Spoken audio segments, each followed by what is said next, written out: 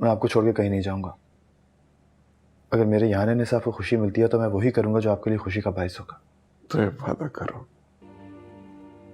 तुम सुंबल के रिश्ते से इनकार नहीं करोगे।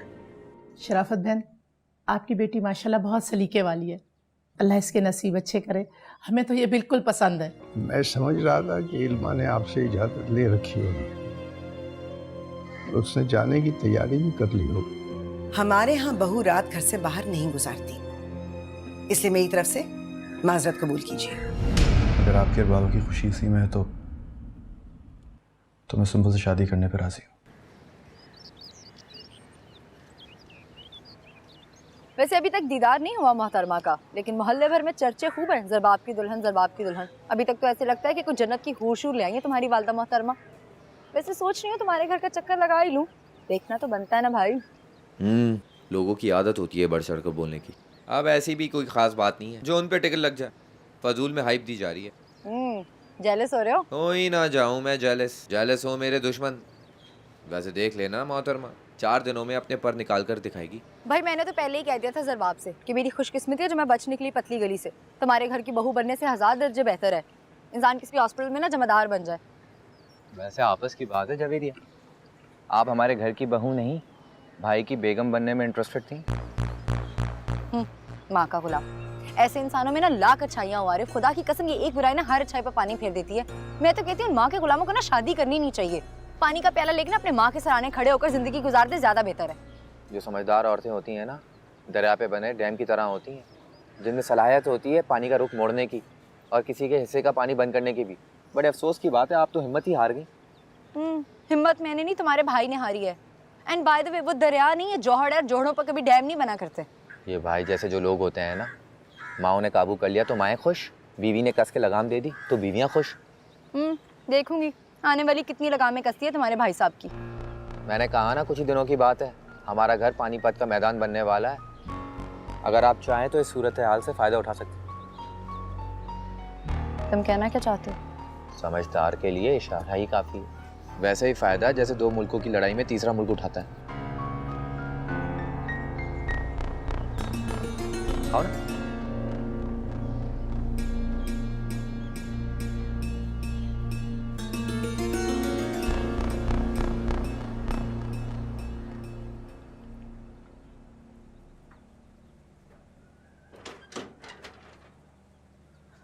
इल्मा, जी अम्मी। एक गिलास पानी ले आना जरा। मिलाती हूँ। सोबिया, भाई मेरा तो दिल खुश हो गया।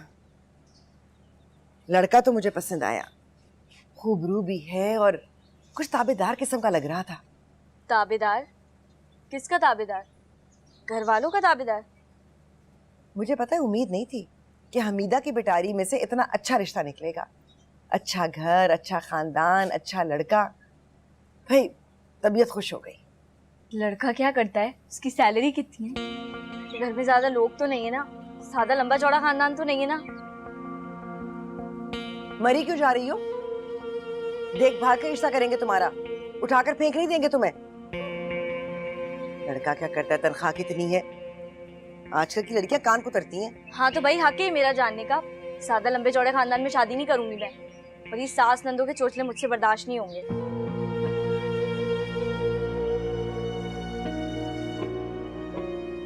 तुम खड़ी मुंह क्या तक रही हो? पानी का ग्लास ऊपर मार दिया, हो गया? थकी हुई आई हूं मैं, जाओ चाय बनाओ मेरे लिए।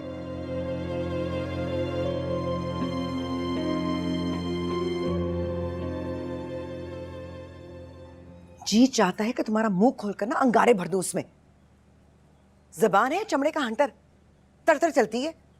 क्या जरूरत है उसके सामने बकवास करने की? कल को उसका भी दिमाग खराब हो जाएगा। वो भी सास और नन से बेजारी के ऐलान करती फिरेगी। तुम तो चली जाओगी अपने घर में और हमें सारी उम्र भुगतना पड़ेगा। तो मैंने क्या कहा है? मैंने सिर्फ उसके घर वालों का ही तो पूछा है।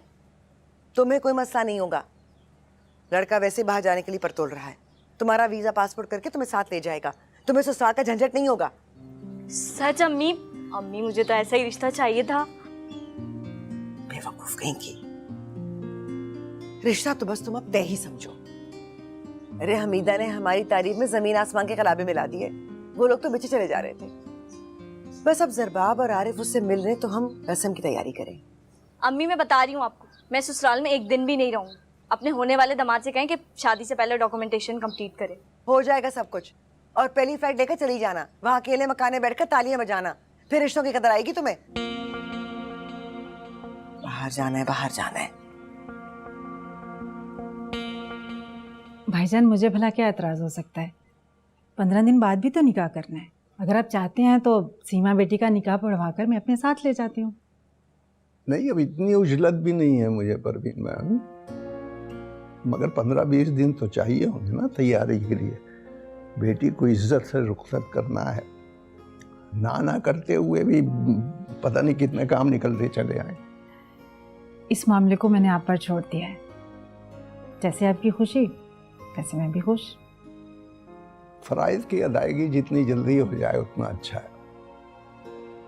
बेटी बड़ी हो जाए तो समझो अजान हो गई। अब नमाज की तैयारी करनी है तो उसमें देर कैसी, क्यों? दरअसल मुझे अपनी सासों पर कुछ भरोसा नहीं है, इसलिए मैं चाहता हूँ कि ये जल्द से जल्द रुखसत हो जाए।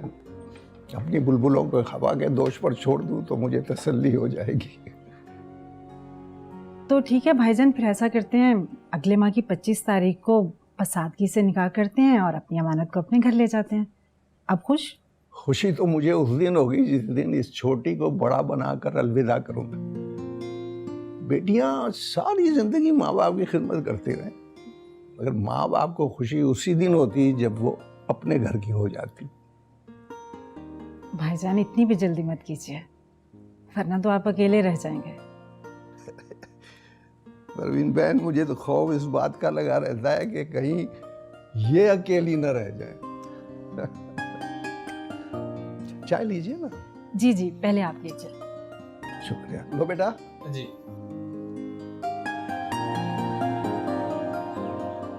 बहुत खूब। मैंने कहा था ना कि इनकार में जितनी ज्यादा शिद्दत होगी उतनी ही ज्यादा थकावट होगी। बार बार इसरार करने पर इनकार करने वाला मान ही लेता है। लेकिन रामेश की रजामंदी के पीछे उसकी हम लोगों से बेपनाह मोहब्बत छुपी हुई है, और हमारे इसरार करने की वजह से नहीं, आपकी बीमारी ने उसे तोड़ा है। चले, यही समझ लीजिए। लेकिन इससे पहले कोई और ख्याल उसके जहन में आए, आप फौरन निसार के यहाँ जाइए और मंगनी की डेट फाइनल कीजिए। मैं इतनी धूमधाम से मंगनी करना चाहता हूँ कि पूरा शहर मुद्दतों से याद रखे। ठीक है, मुझे भी यही रास्ता बेहतर लग रहा है, क्योंकि कल को ऐसा ना हो कि रामेश अपनी बात से मुकर जाए। नहीं, अब उसे डिनाई करने नहीं देंगे, क्योंकि मैंने अड़ियल घोड़े को सरकशी की पहली लगाम डाल दी है। मतलब मॉम ने आप लोगों से बात कर ली? जी हाँ, और उन्होंने आपके सारे सीक्रेट्स मुझे बता दिए। तुम कौन पिया, तुम कौन पिया, तुम कौन पिया, तुम कौन पिया। सच? 10-15 दिन? लेकिन सीमा, इतने सारे काम 10-15 दिन में कैसे होंगे? आपको क्या है अपिया, हम जाने हमारे काम। जैसे आपसे मिले बगैर साजिद और खाला चले गए, जैसे आपके बगैर मेरी शादी की तारीख तय हो गई, वैसे ही बाकी सारे काम भी कुछ ना कुछ करके पूरे हो ही जाएंगे। और अगर ना भी हो तो खैर है, आप तो बस अपनी खुशियों से लुत्फ उठाएं, सरबाब भाई के साथ घूमे फिरे आराम से। हम तो बस आपकी खुशियों की दुआएं करते हैं। तुम लोग यूं ही मेरे लिए दुआ किया करो, कहते हैं अपनों की दुआ जल्दी कबूल होती है। और ये जो शिकायत है ना तुम लोगों की, ये तो मैं चुटकियों में दूर कर दूंगी। देखना, अभी जरबाब आएंगे ना तो मैं उनसे कहूंगी कि 1 हफ्ते के लिए मुझे तुम लोगों के पास छोड़ जाएं, फिर हम सारे काम भी निपटा लेंगे और खूब वक्त गुजारेंगे। सच अपिया, आप वाकई 1 हफ्ते के लिए रहने आ रही हैं? मैं वादा तो नहीं कर सकती, लेकिन जरबाब आएंगे ना तो उनसे पूछकर बताऊंगी। मुझे पता है वो इस मामले में मना नहीं करेंगे। जी, और उन्हें करना भी चाहिए। सिर्फ आप पर ही फर्ज नहीं, उनके पूरे घर वालों की ख्वाहिशात और ज़रूरियात का एहतराम करें। अच्छा सीमा, मैं तुमसे बाद में बात करती हूँ। अगर लाइट चली गई ना सारे काम यूं ही पड़े रह जाएंगे। लाइट जाए या ना जाए, लेकिन ये खबर सुना के तो आपने मेरे अंदर ढेर सारे बल्ब जला दिए। मैं अभी नेहा और बाबा को जाके बताती हूँ कि आप पूरे एक हफ्ते के लिए रहने आ रही हैं। अच्छा चलो, खुदा हाफिज, मैं बाद में बात करती हूँ। अल्लाह हाफिज।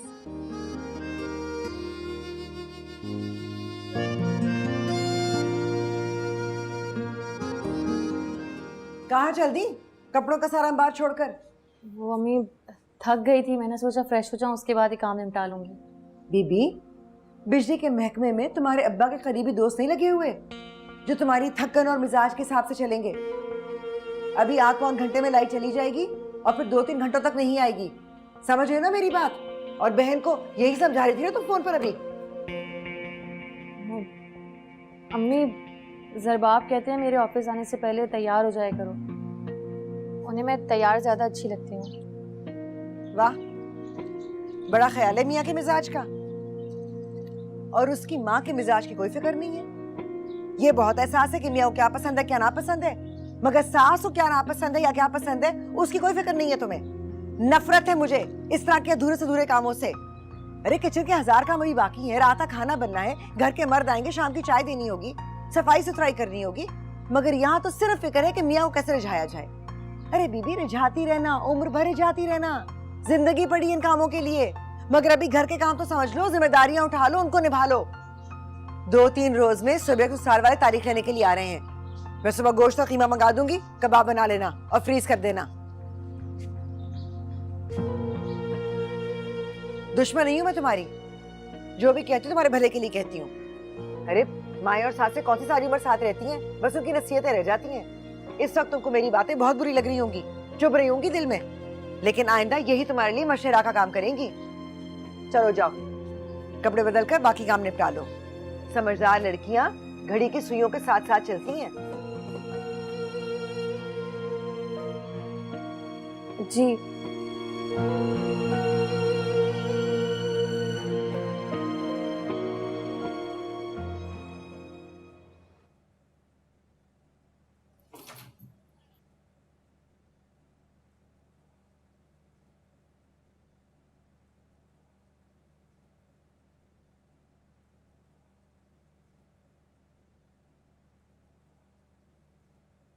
आप परेशान लग रहे हैं। हाँ, परेशान तो हूँ। क्या हुआ है? आज ऑफिस में बॉस से झगड़ा हो गया था, तो मुझे नौकरी से निकालने की धमकी दी। क्यों, ऐसा क्या हो गया? अरे यार, बराबर वाली बिल्डिंग में आरिफ साहब की नौकरी के लिए एक दोस्त से मिलने चला गया था। 10-15 मिनट ऊपर हो गए तो बॉस ने ऑफिस में एक इशू क्रिएट कर दी। ये बॉसेस भी नहीं, अपने आप को आकर हम एम्प्लॉइज को अपना गुलाम समझते हैं। तो क्या हुआ फिर, नौकरी मिली? अरे खाक मिलनी है। 3-3 सब्जेक्ट्स में फेल हुए हैं जनाब, ऐसे नौकरी नहीं मिलती है, जूतियां चटखानी पड़ती हैं। और ऊपर से अम्मी जी ने भी उसकी नौकरी के झंझट में मुझे डाल दिया। मुझे तो लगता है कि उसकी नौकरी के चक्कर में मेरी अपनी नौकरी के लाले पड़ जाएंगे। अच्छा आप फिक्र मत करें ना, अल्लाह सब बेहतर करेंगे।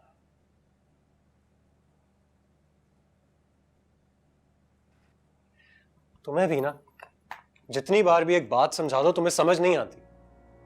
कितनी बार कहा है कि जब मैं थका हारा घर वापस आता हूं तो तैयार रहा करो। तुम जानती नहीं हो कि जब थका शौहर घर वापस आता है तो अपनी बीवी को बना सवरा देखकर उसकी थकन दूर हो जाती है। लेकिन तुम्हें मेरी बात की समझ ही नहीं आती, ख्याल ही नहीं है, तुम्हारा हुलिया बता रहे। ज़रबाब, मैं कोशिश करती हूँ कि आपके घर आने से पहले तैयार हो जाऊं, वो घर के काम इतने होते हैं। और फिर प्लीज अब अम्मी का नाम ना ले लेना। मेरी जिंदगी में और बहुत परेशानियां हैं इल्मा, मुझे एक और परेशानी नहीं चाहिए। मुझे तुम सास बहू के रिवायती झगड़े में नहीं पड़ना है। देखो, तुम्हें घर के काम, अम्मी के अहकामात और मेरी पसंद को कैसे मैनेज करना है तुम्हारी सूझबूझ पे डिपेंड करता है। मुझे एक कप चाय पिलाओ प्लीज। जी।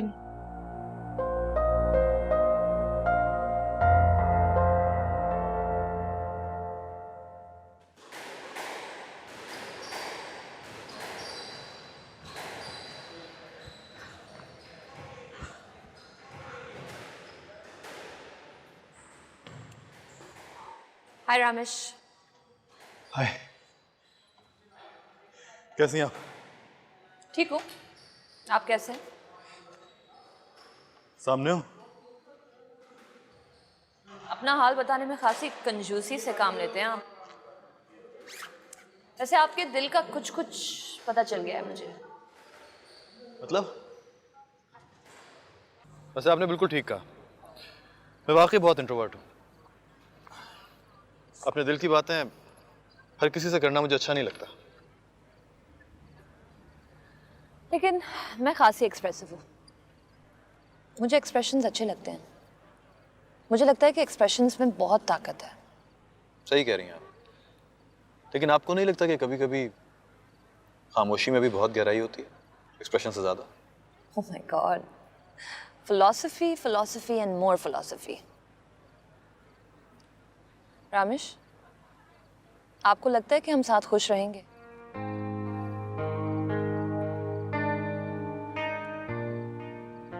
मतलब मॉम ने आप लोगों से बात कर ली? जी हाँ, आंटी कल शाम हमारे घर ही थी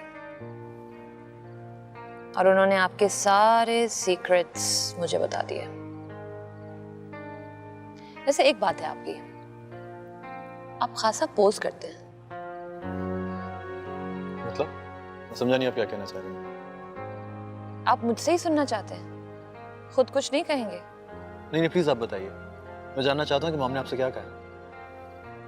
जनाब ये कि आपने काफी जिद करके उन्हें हमारे घर भेजा था, और ये कि ये प्रपोजल खास तौर पे आपकी डिमांड के मुताबिक दिया गया है। और मैं सुंबुल निसार आपको पहली ही नजर में पसंद आ गई थी।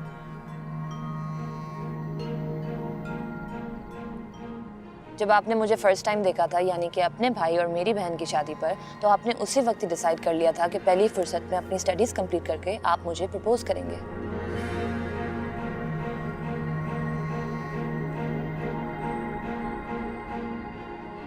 Is that true?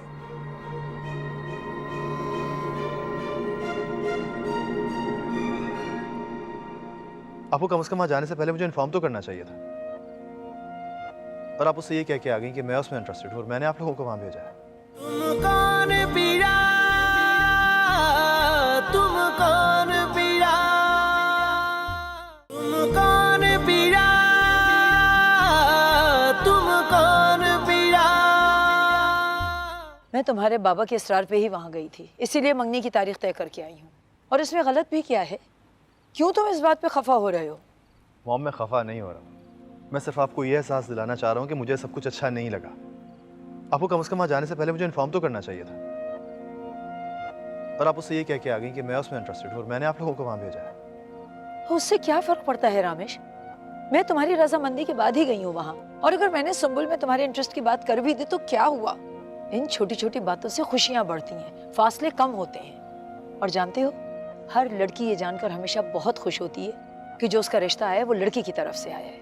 Mom in छोटी छोटी खुशियों के सहारे दो इंसान कब तक साथ चल सकते हैं? मुझे पता है कि मुझे सारी जिंदगी झूठ के सहारे गुजारनी पड़ेगी, लेकिन कम से कम वो तो ना गुजारे। ऐसा कुछ नहीं होगा, एक रिश्ते में बनते ही सब कुछ ठीक हो जाएगा। तुम देख लेना, सुंबुल ही तुम्हारे लिए सबसे बड़ी खुशी साबित होगी। फिलहाल तो वो मेरे लिए सबसे बड़ी मजबूरी साबित हो रही है। मॉम मैं आपसे रिक्वेस्ट करता हूँ कि प्लीज उसे झूठे ख्वाब ना दिखाएं, उसकी उम्मीदें ना बनवाएं। कल वो मुझसे पता नहीं क्या एक्सपेक्ट करे जो मैं उसे जिंदगी भर दे भी ना पाऊँ। और आप अच्छी तरह जानती हैं कि मैं उन लोगों में से हूँ जो रिश्तों के मामले में खोट नहीं रखते।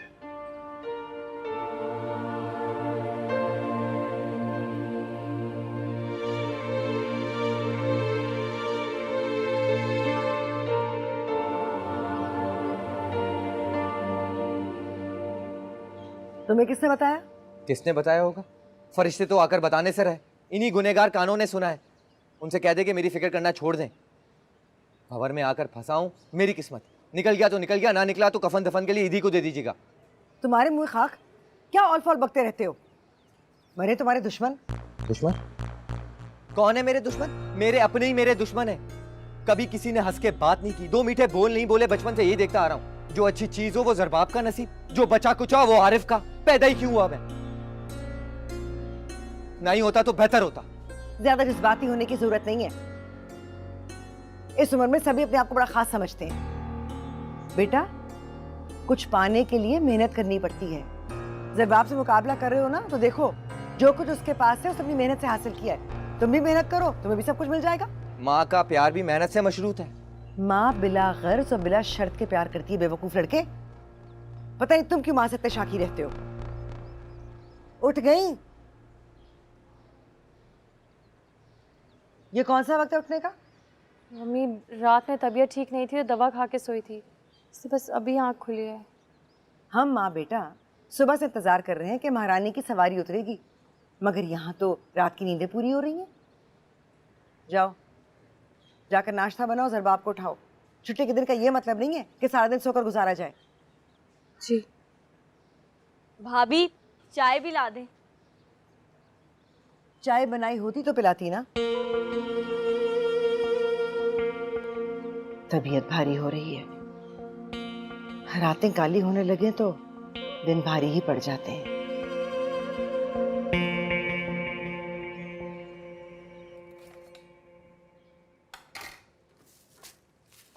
सीमा बेटी।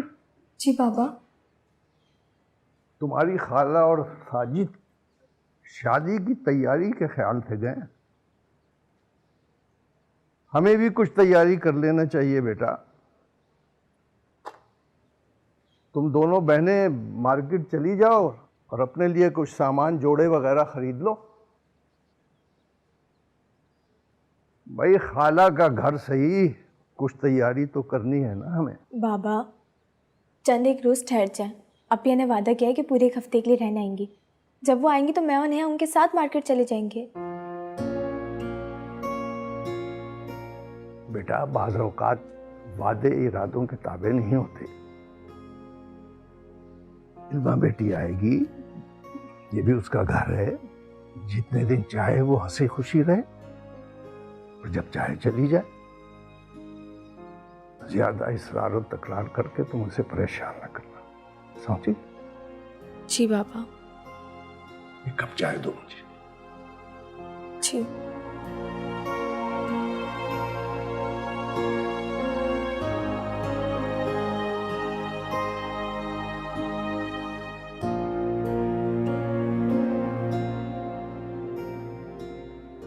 भाई के लिए अगर कुछ कर भी दिया तो बीवी के सामने एहसाजताने की क्या जरूरत थी?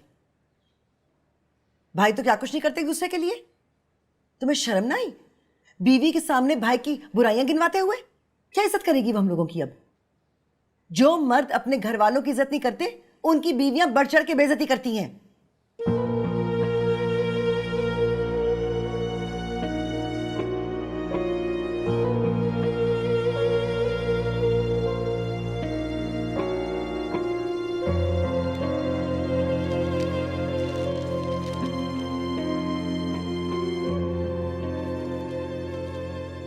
और ये बीवियों क्या पटियां पढ़ा रहे तुम कि उसे इस घर में सिर्फ तुम्हारी खुशी और आराम के लिए लाया गया है? वो दिन रात सजती संवरती रहे और घर के किसी कामकाज में ध्यान ना दे। मैंने ऐसा कब कहा है अम्मी? मैं बच्ची नहीं हूं, सब समझती हूं। बीवी सारा दिन सिंगार में इसके आगे अपनी जुल्फों से अटकेलियां करती रहेगी तो घर के कामकाज कौन संभालेगा? या तुम ये चाहते हो कि मैं ही लगी रहूं, चूल्हा चक्की करती रहूं? ये सलाह दे रहे हो तुम माँ को? मैं चाय पीने के लिए यहाँ बैठा था। चाय पी लूं या उठकर चला जाऊं?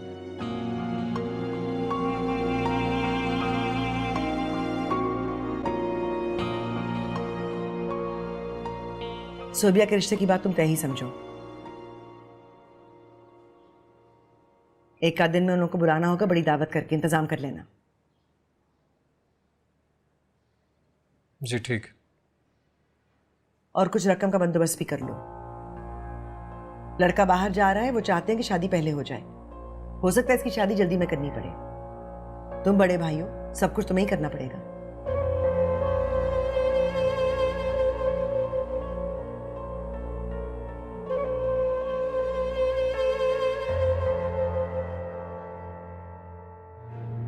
ये आप क्या कह रहे हैं मुजफ्फर साहब?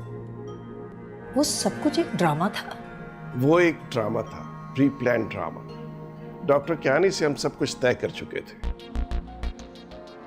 रामेश,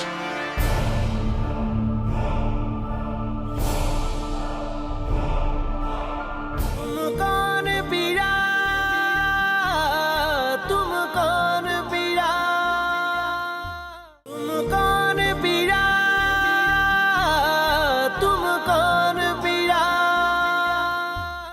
भाभी क्या कह रहे हैं आप?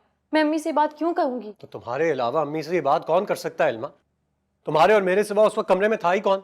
सर बाबा मेरी बात का यकीन करें, मैं हमारी बात कभी बाहर जाके किसी से नहीं कहती।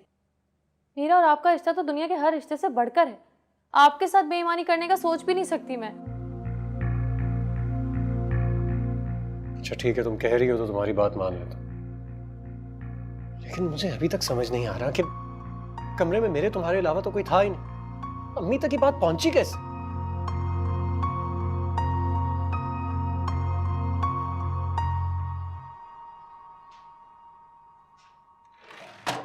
ये खिड़की बंद ही रखा करो, बेहतर रहेगा।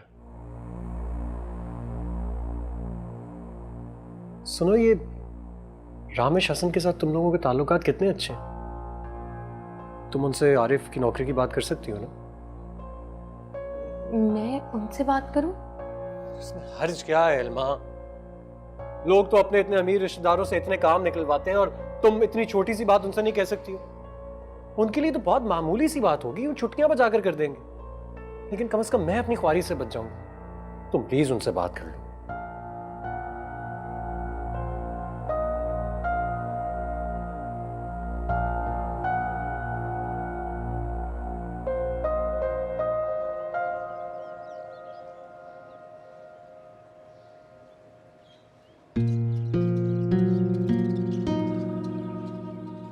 ज़रबाब कहते हैं रामेश से मैं आरिफ की नौकरी की बात करूं। कैसे करूं बात? रामेश के पहले ही हम पर इतने सारे एहसानात हैं, तो मेरी हिम्मत ही नहीं होगी मज़ीद एहसान लेने की। लेकिन ज़रबाब को कैसे टालूं? ज़रबाब का कहा टाल भी तो नहीं सकती ना। क्या करूं मैं? अगर रामेश को मेरा ये कहना अच्छा ना लगा, क्या इज्जत रह जाएगी?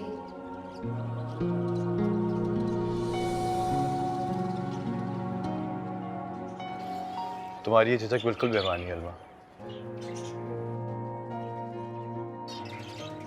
इस तरह तुम्हारे लिए ज़रबाब की बात टालना मुमकिन नहीं है। इस तरह मैं भी तुम्हारी बात नहीं टाल सकता।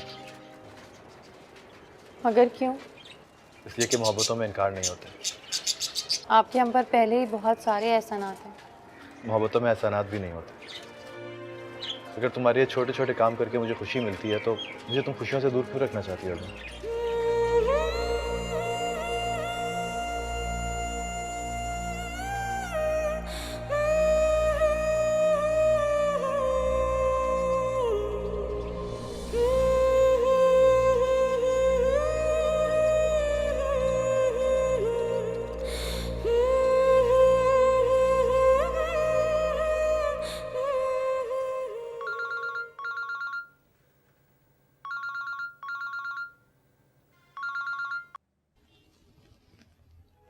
कैसी हैं आप?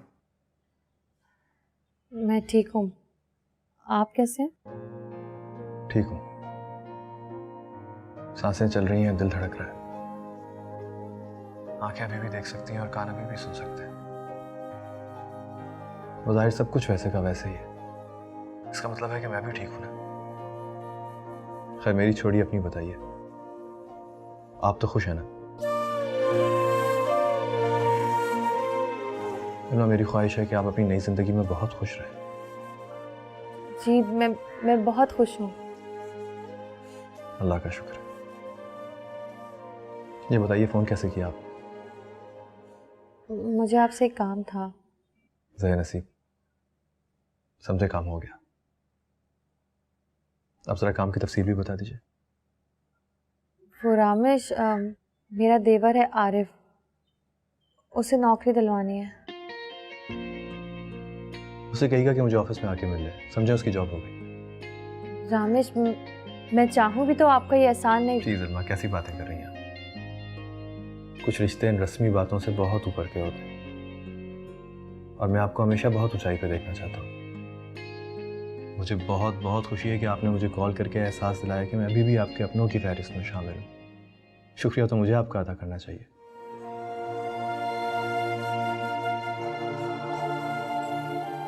अल्लाह हाफ़िज़।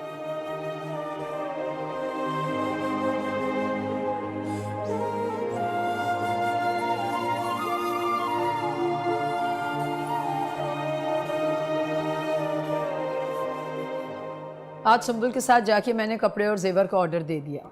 आप भी मेहमानों की लिस्ट बना लीजिए और कार्ड्स तो फाइनल कर लें। थैंक गॉड तमकनत, तुमने हमारा बहुत सा बोझ हल्का कर दिया है। Credit goes to you Muzaffar sahab. ना ही आप बीमार पड़ते और ना ये काम इतनी आसानी से हो पाता। ये बिजनेस एक सियासत है और इस सियासत ने हमें सब कुछ सिखा दिया है। कब झुकना है, कब झुकाना है, कब गिरना है, कब गिराना है, और कब गुस्से से हराना है, कब मोहब्बत से मात देनी है। सब कुछ बहुत जल्द सिखा दिया। अभी तो आपको असल कहानी पता नहीं है। हमने रामेश के साथ क्या क्या खेल खेला है। मैं कुछ समझी नहीं।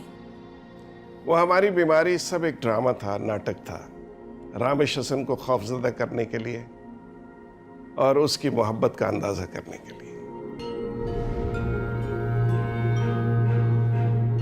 ये आप क्या कह रहे हैं मुजफ्फर साहब? वो सब कुछ एक ड्रामा था। वो एक ड्रामा था, pre plan drama. Doctor Kiani से हम सब कुछ तय कर चुके थे। तमकनत वो एक ऐसा खेल था, अगर हम उसमें बाजी मात कर जाते तो अपनी ही जात के खिलाफ में औंधे मुंह गिर जाते। लेकिन हमारे बेटे ने खुद को गिराकर हमें गिरने से बचा लिया। I am proud of my son. Ramesh,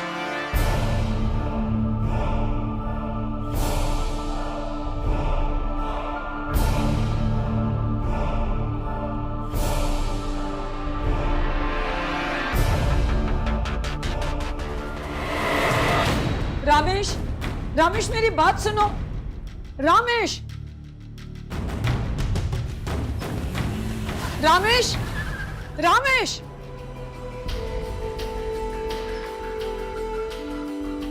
अब क्या होगा मुजफ्फर साहब? कुछ नहीं होगा, हौसला रखो। लेकिन इससे पहले कभी वो गुस्से में नहीं गया है घर से निकल के। गुस्सा उतरेगा तो घर लौट आएगा। जिस तरह दरिया उतरता है तो अपने आप पे लौटता है।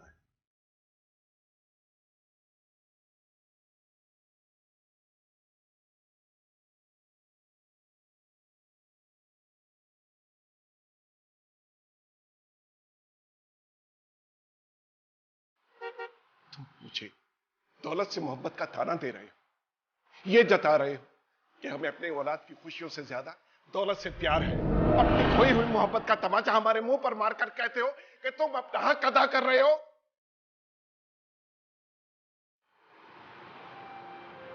एक बात याद रखना बेटा, माँ बाप औलाद की बेहतरी चाहते हैं, चाहे औलाद को माँ बाप की मोहब्बत पर कितना ही शक क्यों ना हो। हमने रामेश के साथ क्या क्या खेल खेला है। वो हमारी बीमारी सब एक ड्रामा था, नाटक था, रामेश हसन को खौफजदा करने के लिए और उसकी मोहब्बत का अंदाजा करने के लिए। हमने रामेश के साथ क्या मोहब्बत का तमाचा हमारे मुंह पर मारकर हमारी बीमारी सब अदा कर रहे हो। मोहब्बत का तमाचा हमारे मुंह पर मारकर ये जता रहे हो तुम हक अदा कर रहे हो। खुशियों से ज्यादा दौलत से प्यार है। मीरा, आप यहाँ कैसे? अच्छा मियाँ, आप तो कमाल करते हो। आप तो ऐसे अनजान बन रहे हैं जैसे आपको कुछ नहीं मालूम। तुम कौन पिया, तुम कौन पिया, तुम कौन पिया, तुम कौन पिया।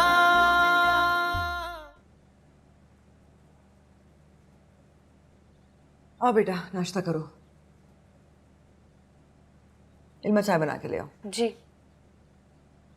सुनो आरिफ, तुम्हारी नौकरी के सिलसिले में मैंने बात कर ली है। बात कर लिया आपने मेरी नौकरी के लिए? तुम एक काम करना, इस फैक्ट्री के एड्रेस पे चले जाना, वहाँ रामेश साहब से मिलना और उनको बताना कि तुम्हें ज़रबाब साहब ने भेजा। ये तो उसी फैक्ट्री का एड्रेस है जहाँ भाभी के वाले साहब काम करते हैं। वो ये। तो आपने वकार साहब से मेरी नौकरी की बात की है? सुनो आरिफ, तुम आम खाओ, पेड़ मत लेना। जैसा मैं कह रहा हूँ ना, बस वैसा करो। भाई वो तो खुद मामूली से मुलाजिम है उस फैक्ट्री के अंदर, मेरी क्या नौकरी लगवाएंगे? सब समझता हूँ मैं, सब पता है मुझे।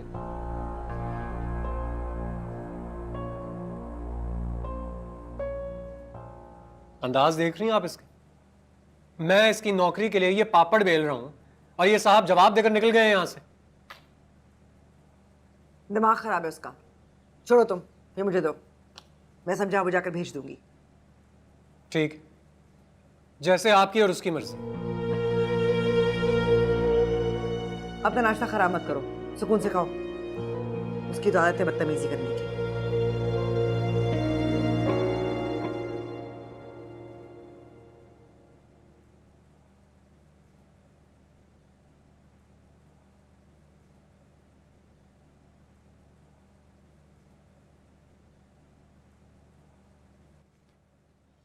बेटा,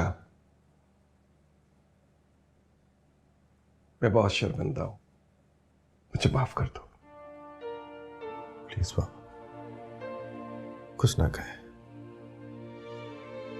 आप लोग मेरे पास हैं, यही मेरे लिए बहुत है। लफ्ज बिल्कुल बेमानी हो गए मेरे लिए। यूं समझें कि लफ्जों पे से यकीन खो चुका है मेरा। आप कुछ भी कहेंगे ना तो मैं कंफ्यूज हो जाऊंगा।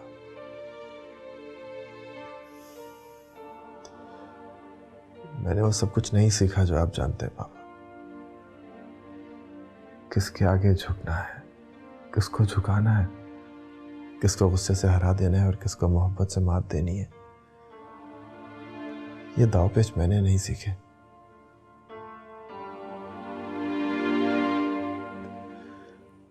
इसलिए प्लीज आप मुझे कुछ देर के लिए इसी तरह नादान और नासमझ रहने दें और तन्हा छोड़ दें मुझे। मैं फिलहाल इस पोजीशन में नहीं हूं कि आपसे ज्यादा बात कर सकूं। ठीक है बेटा, आराम करो। अब मैं तुमसे कोई बात नहीं करूंगा, लेकिन तुम्हारी यह हालत देखकर मेरे अंदर बहुत टूट फूट हुई है। शर्मिंदगी के कांच मेरी आंख में चुभने लगे हैं। अब मैं तुम्हारे सामने नजरें उठाने, तुमसे नजरें मिलाने के काबिल।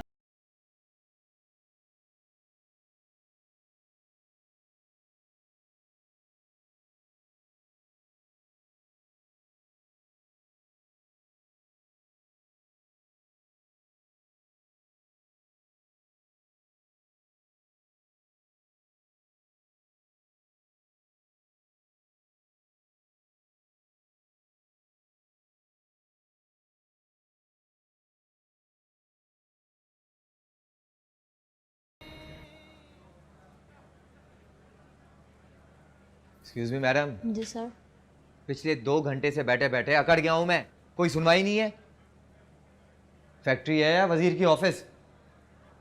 एक काम कर, अंदर जाके मेरा पैगाम दे, रामेश हसन साहब को कहें कि आरिफ खान साहब मिलने आए उनसे। जरबाब साहब ने भेजा है मुझे। सर मुजफ्फर हसन साहब भी ऑफिस में नहीं और ना ही रामेश साहब। वो क्यों? शायद रामेश साहब का एक्सीडेंट हो गया है। एक्सीडेंट हो गया? जी। चल आरिफ खान, तेरा तो नसीब ही खराब है। आरिफ मियाँ, आप यहाँ कैसे? चचा मियाँ, आप तो कमाल करते हो। आप तो ऐसे अनजान बन रहे हैं जैसे आपको कुछ नहीं मालूम। मेरे ख्याल से मुझे यहाँ सर फोड़ने की दावत आप ही के मशवरे से मिली थी। क्या मतलब? मैं कुछ समझा नहीं। नहीं समझे तो ना सही। पिछले 2 घंटों से मैं यहाँ झक मार रहा हूँ। कम से कम अपने रिश्तेदारों का ख्याल कर लिया होता। मैं तो यहाँ अजनबी हूँ, अनजान हूँ, आप तो नहीं है ना। आकर मुझे इतना तो बता सकते थे ना, जिन साहब से मिलने आया हूँ वो साहब अस्पताल के बिस्तर पे पड़े हैं। कौन अस्पताल में पड़ा है? ओह चचा मियाँ, ऐसी दिमागी कैफियत में आप यहाँ कैसे नौकरी कर लेते हैं? मैं रामेश हसन साहब की बात कर रहा हूँ। आप ही की सिफारिश पर उन्होंने मुझे मिलने के लिए बुलाया था यहाँ पे। वो अस्पताल के बिस्तर पे पड़े हैं। रामेश बाबा, मुझे यही शक था रामेश बाबा का एक्सीडेंट हो। यही तो मैं पता करने ऑफिस आया था। खुदाया रामेश बाबा की हिफाजत कर रही यार पाक में।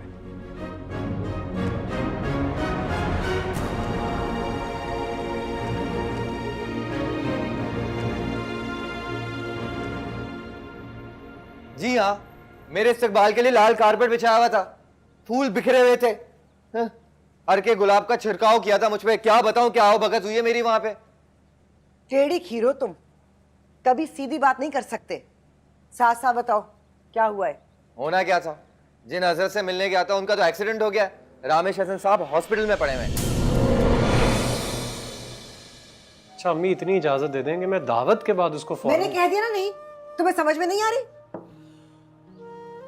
कह दो अपनी बीवी से, शादी से 3 दिन पहले वो जा सकती है। अगर वो सुंबल निसार से शादी नहीं करना चाहता तो कोई बात नहीं, हम उसके फैसले का एहतराम करेंगे। लेकिन सारी बातें तय हो चुकी हैं, अब हम उन लोगों से क्या क्या इनकार करेंगे? हैरत है, आप सोबिया की बचपन की दोस्त हैं और मेरी आपसे अब मुलाकात हो रही है। मैं ना सिर्फ इसकी बचपन की दोस्त हूँ बल्कि आपकी पड़ोसन भी हूँ। ज़्यादा हैरत की बात है ना? वैसे इससे भी ज़्यादा हैरानकुन बातें आपको पता चल सकती हैं